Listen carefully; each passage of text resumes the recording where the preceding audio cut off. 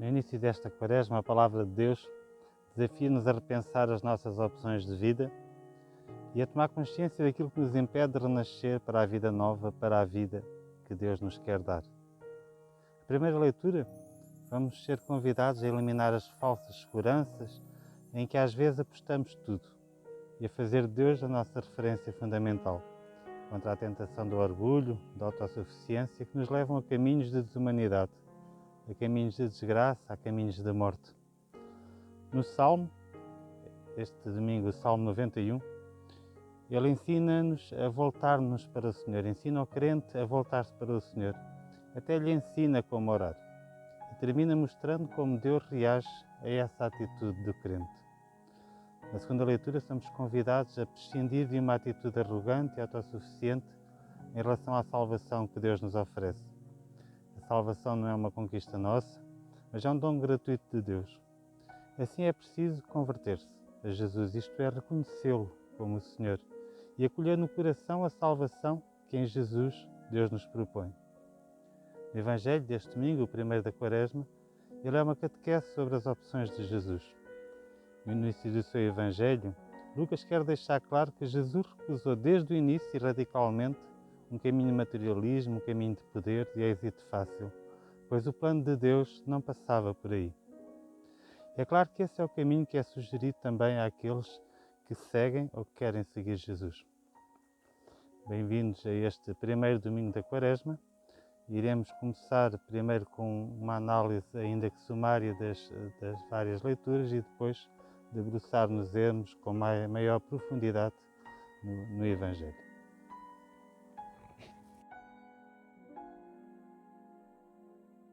A primeira leitura é tirada do capítulo 26 de Deuteronômio. Deuteronômio significa literalmente a segunda lei.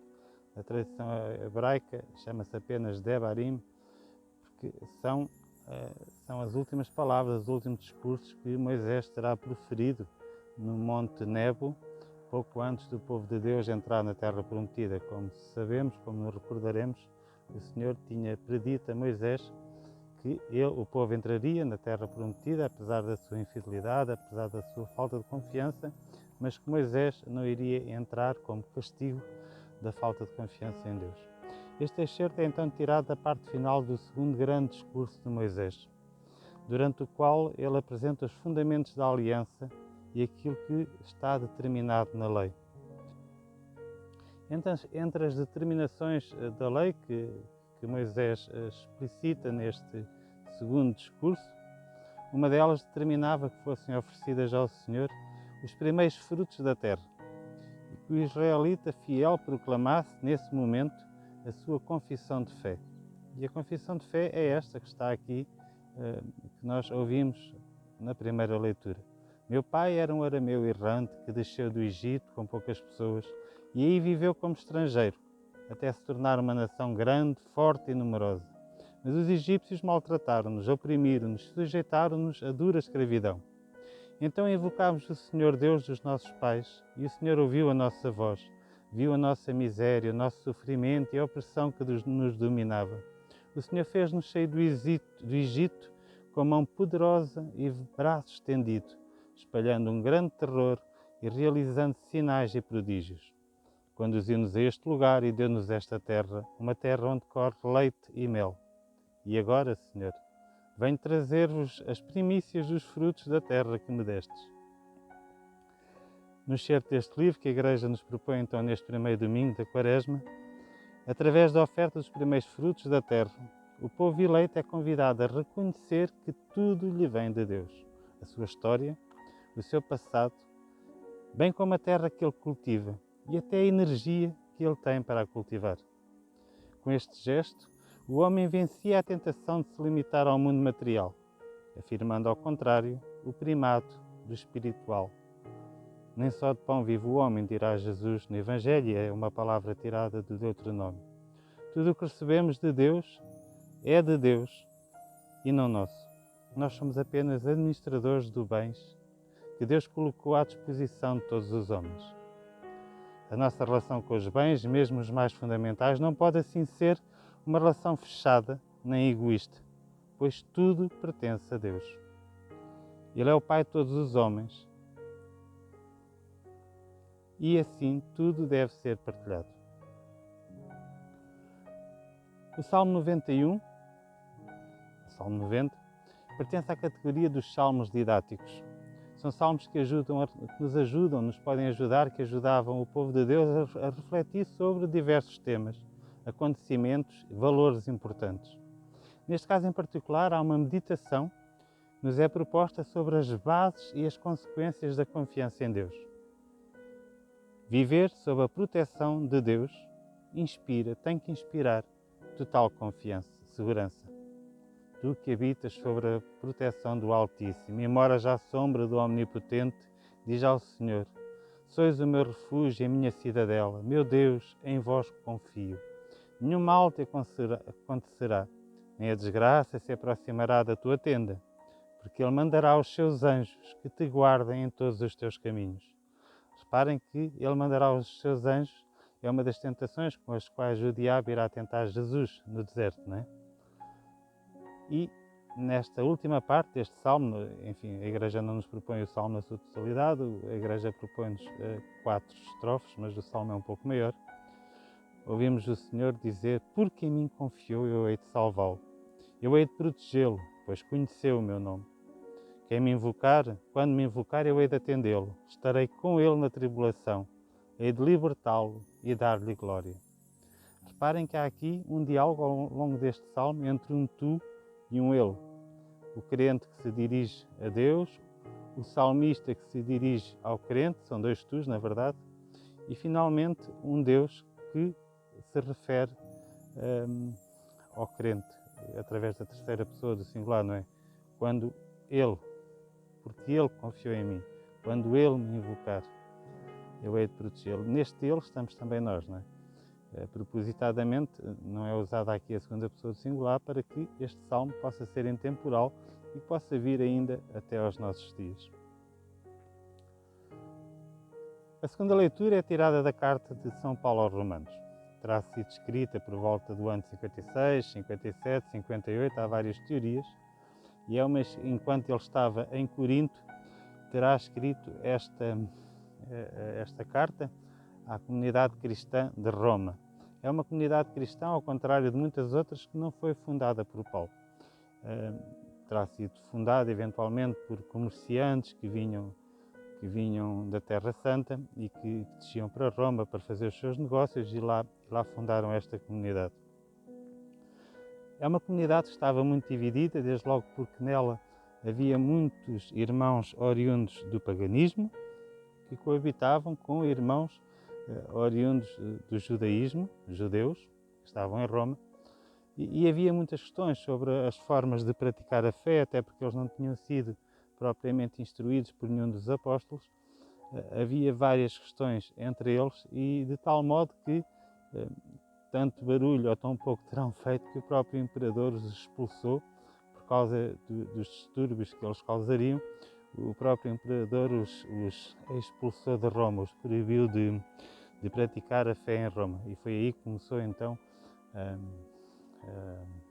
alguma dispersão entre os cristãos na cidade de Roma. Claro que essa dispersão depois haveria de aumentar, e de que maneira? Mais tarde com perseguições bastante mais sangrentas, não é? Paulo interessa-lhe sobretudo esta comunidade cristã de Roma porque ele considerava que a parte oriental do Império Romano já estava suficientemente evangelizada, já era suficientemente autónoma para crescer na fé sem a sua ajuda, e Paulo interessava-se em evangelizar a parte mais ocidental do Império. E nessa parte ocidental estava incluída a Península Hispânica. E é por isso que ele se interessa por esta comunidade de Roma, porque pretendia ir até Roma para aí angariar quer pessoas, irmãos, que o ajudassem, quer também meios materiais que eram necessários para suportar essas viagens. E então é assim porque Paulo vai dedicar então grande parte desta carta a fazer catequese, a falar-lhe das verdades do verdadeiro Evangelho, o Evangelho que ele até aí tinha anunciado a todas as outras comunidades. Paulo vai expor o seu Evangelho, a salvação realizada por Deus em Cristo é universal. é para todos os homens, estende-se a judeus e gentios, e só pode adquirir-se pela fé, já que sem Cristo nem sequer os judeus estão em condições de cumprir a lei e salvar-se. Salvar-se pelos próprios meios, porque os judeus entendiam que se cumprissem todos os preceitos da lei, que alcançariam a salvação. Nos versículos anteriores a este excerto que nos é proposto neste domingo, Paulo tinha criticado o orgulho e a autossuficiência dos judeus, que pensavam chegar à salvação à custa das obras ou por meio das obras que praticavam. Se cumprissem todas as obras da lei, pensavam eles, Deus não teria outro remédio senão salvá-los. É assim, então, neste contexto que Paulo procura mostrar, entre outras polémicas, como a Igreja de Cristo, ao acolher os pagãos, não perdeu as suas raízes no povo cuja eleição começa em Abraão. Ao contrário, só quando todos, pagãos e judeus, aderirem a Cristo, se cumprirão plenamente as promessas de Deus, pois, na perspectiva de Paulo, a salvação não é uma conquista humana, mas é um dom gratuito de Deus que, na sua bondade, justifica o homem. Vejamos aquilo que ele diz: esta é a palavra da fé que nós pregamos. Se confessares com a tua boca que Jesus é o Senhor e se acreditares no teu coração que Deus o ressuscitou dos mortos, tu serás salvo.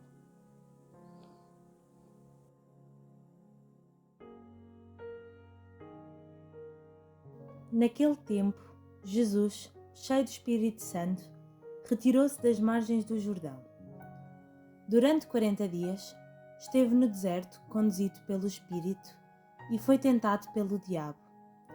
Nesses dias não comeu nada e, passado esse tempo, sentiu fome. O diabo disse-lhe: Se és filho de Deus, mandai esta pedra que se transforme em pão. Jesus respondeu-lhe: Está escrito, nem só de pão vive o homem. O diabo levou-o a um lugar alto e mostrou-lhe num instante todos os reinos da terra e disse-lhe: Eu te darei todo este poder e a glória destes reinos, porque me foram confiados e os dou a quem eu quiser. Se te prostrares diante de mim, tudo será teu.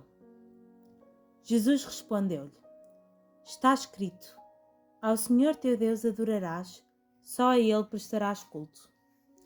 Então o diabo levou-o a Jerusalém, colocou-o sobre o pináculo do templo e disse-lhe: Se és filho de Deus, atira-te daqui abaixo, porque está escrito: Ele dará ordens aos seus anjos a teu respeito, para que te guardem, e ainda na palma das mãos te levarão, para que não tropeces em alguma pedra. Jesus respondeu-lhe: Está mandado, não tentarás o Senhor teu Deus. Então o diabo, tendo terminado toda a espécie de tentação, retirou-se da presença de Jesus até certo tempo. O Evangelho que ouvimos neste domingo é então tirado do capítulo 4 do Evangelho segundo São Lucas e interessa ver o contexto em que ele surge. Pouco antes, imediatamente antes deste episódio da ida de Jesus para o deserto, está a genealogia de Jesus, e antes da genealogia de Jesus está o seu batismo. É-nos dito que todo o povo tinha sido já batizado, isto depois do Evangelho ter relatado a prisão de João. O evangelista diz no versículo 21, capítulo 3, que todo o povo já tinha sido batizado, e tendo Jesus sido batizado também, estando em oração, que o céu se rasgou e o Espírito Santo desceu sobre ele em forma corpórea, como uma pomba. E do céu veio então uma voz: Tu és o meu Filho muito amado, em ti pus todo o meu agrado. Então, neste contexto, Jesus fica cheio do Espírito Santo, tendo sido batizado, estando em oração, houve-se esta missão de Jesus. Finalmente a missão de Jesus é ser o Messias, ele que é o Filho de Deus, e o evangelista apresenta então a genealogia de Jesus. Esta genealogia de Jesus termina com, ou seja, no capítulo 23, versículo 23, capítulo 3, peço desculpa, ao iniciar o seu ministério, Jesus tinha cerca de 30 anos. Supunha-se que era filho de José e este dali, e assim sucessivamente. E há toda uma sucessão de nomes até chegar a Sete, que era filho de Adão, e Adão de Deus. Adão que vem de Deus. E é por isso então o evangelista apresenta-nos a filiação de Jesus como sendo filho do próprio Deus, numa genealogia, numa perspectiva mais humana. Capítulo 4, neste excerto, nós ouvimos: cheio do Espírito Santo, Jesus retirou-se do Jordão, onde ele tinha ido para ser batizado por João, e foi levado pelo Espírito ao deserto, onde esteve durante 40 dias e era tentado pelo diabo. Reparem que no último versículo do capítulo anterior, que, como sabem, na Bíblia, no texto original era texto corrido, os capítulos são uma invenção do século XIII da nossa era, os versículos uma invenção do século XVI da nossa era, por isso temos que entender o texto como um texto corrido. Imediatamente antes deste episódio tinha havido a referência a Adão. Adão tinha sido precisamente aquele que se deixou tentar, aquele que não resistiu à tentação. E é por isso que faz então assim mais sentido que este texto comece com esta expressão: cheio do Espírito Santo, Jesus retirou-se do Jordão e foi levado pelo Espírito ao deserto, onde então esteve 40 dias e era tentado pelo diabo. Este diabo é uma palavra que aparece minusculada no Evangelho, não se refere propriamente, embora nós possamos entender a figura do demónio. Diabo significa aquele que separa, aquele que divide. Diabalo. Balo é uma palavra que também está relacionada com bala. Bala é aquilo que é atirado, é aquilo que projeta para o chão, é aquilo que quando atinge faz com que qualquer coisa caia. Ou seja, o diabo é o divisor, mas o divisor com vista à queda. E então, reparem que Jesus é então levado pelo Espírito, onde está e onde foi então tentado pelo diabo. Já agora, antes de olharmos para as tentações propriamente ditas, se repararmos no final deste capítulo 4, termina com Jesus a retirar-se novamente. Ao romper do dia, saiu e retirou-se para um lugar solitário. Repare, ao longo de toda a vida de Jesus, dia a dia, faz isto. Ele retira-se para o monte, retira-se para um lugar solitário, envia os discípulos à sua frente e ele fica para trás para ter mais tempo para rezar, para orar, para tempo de deserto, tempo de isolamento. Este tempo de isolamento é muito frequente. Claro que aqui, no início neste capítulo 4 do Evangelho segundo São Lucas, não podemos deixar de referir a analogia com também o próprio retiro que o povo de Deus fez quando saiu do Egito. 40 anos pelo deserto, o retiro que Elias fez quando andou também pelo deserto.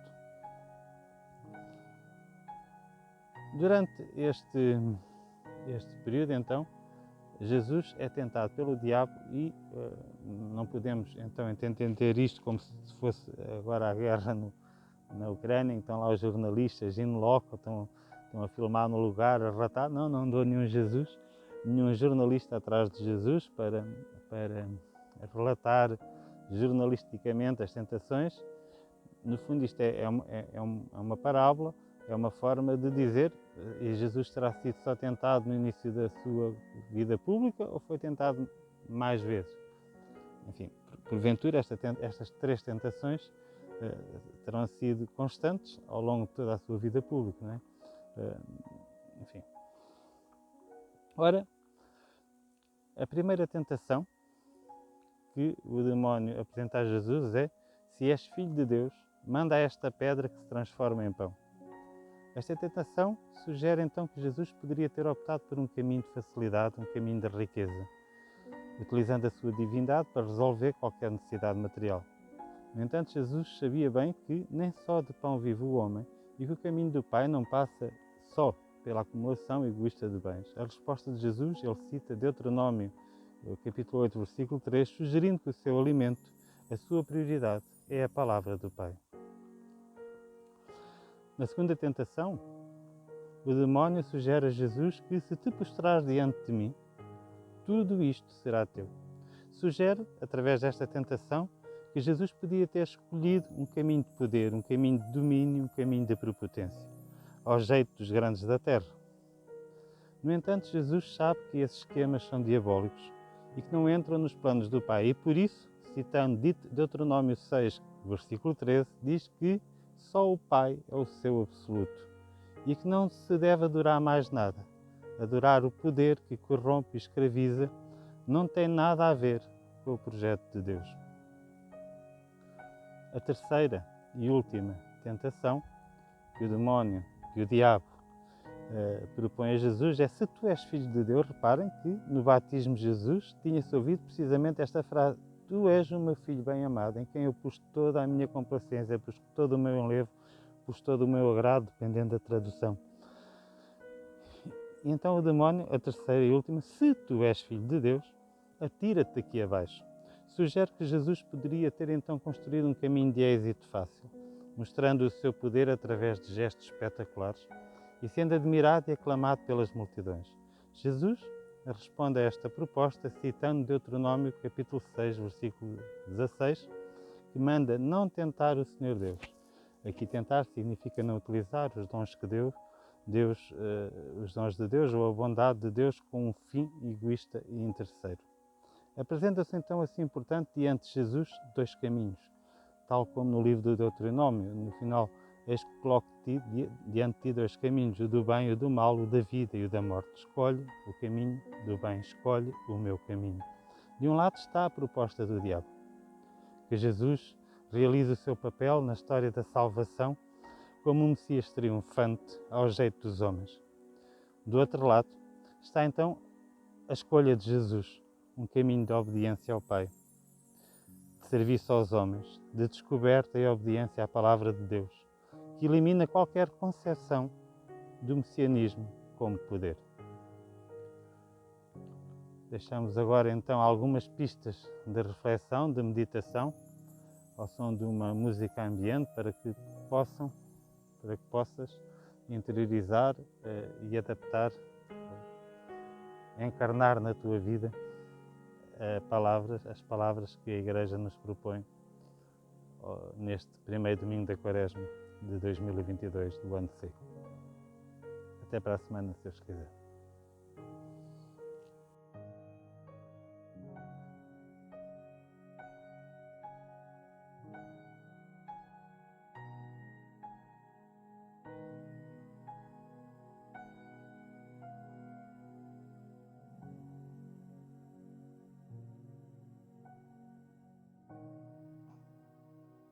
Deserto. No silêncio do teu coração, pergunta-te: que mudanças te convida ao Senhor a fazer? Que rupturas com os teus esquemas de vida?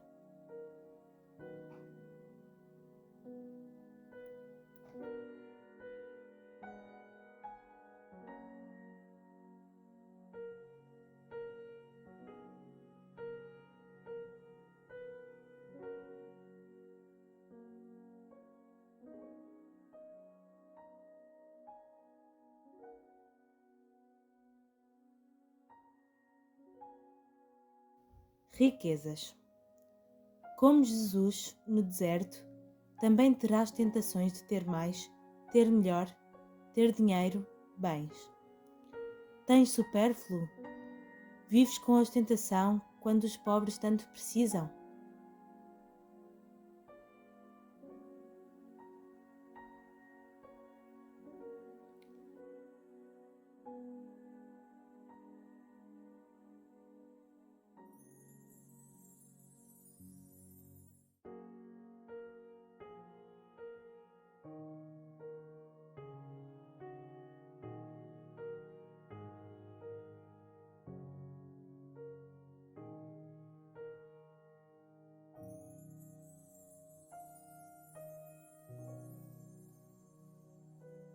Poder. A tentação de violência, de te impores aos outros, de magoares com a tua autoridade ou rigidez. Vais crescendo na mansidão e na humildade?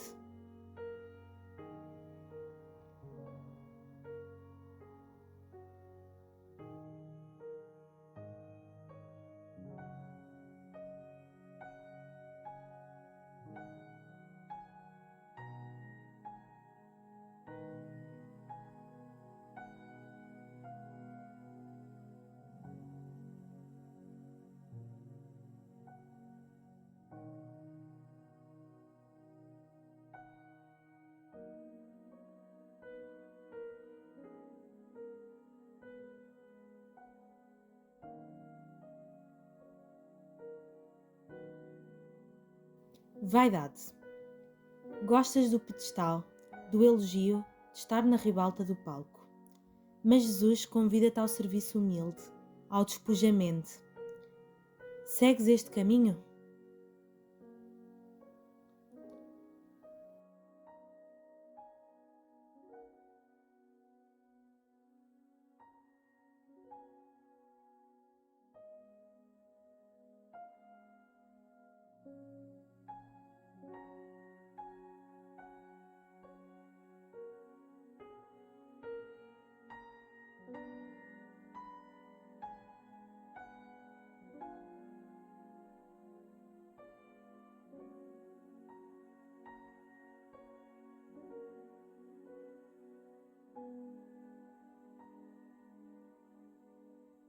Tentações.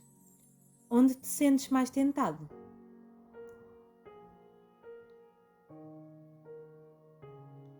Conversão.